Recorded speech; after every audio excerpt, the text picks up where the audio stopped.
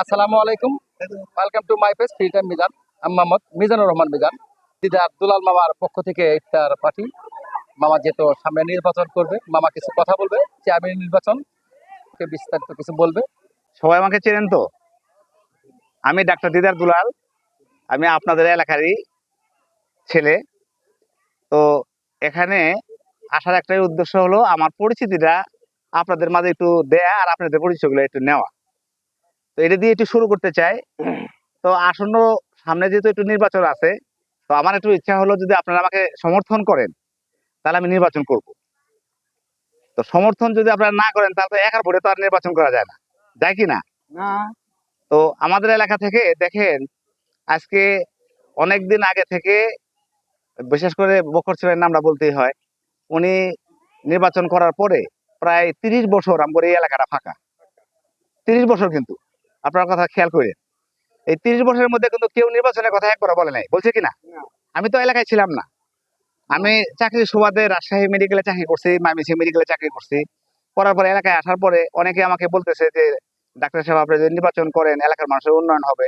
তো আমার একটা কথা, যে যদি আপনারা যদি আমাকে সমর্থন করেন, যদি আমি নির্বাচনে যদি প্রার্থী হয়ে যদি নির্বাচিত হয়ে আসতে পারি, এই এলাকার মানুষরা যেন, প্রত্যেকটা মানুষ যেন বিনামূল্যে যেন একটা নাম পায়, ভিজিটি কার্ড হোক, পুলিশি বাহিনী হোক, যে কোনো নাম হোক, এটা যেন বিনামূল্যে যেন পায়।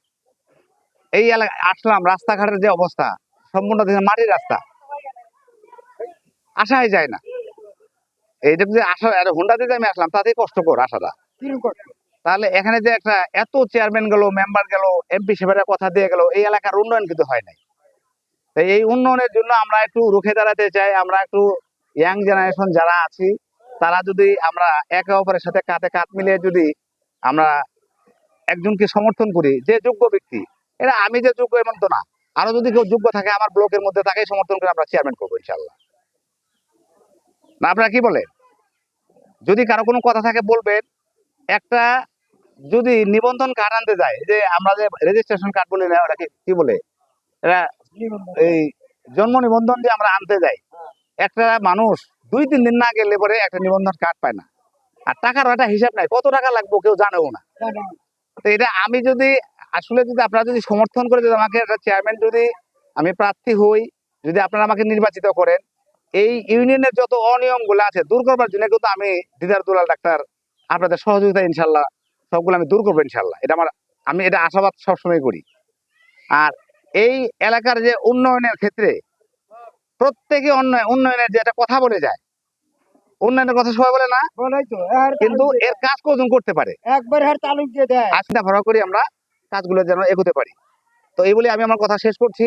আজকে এই পর্যন্তই। আসসালামু আলাইকুম।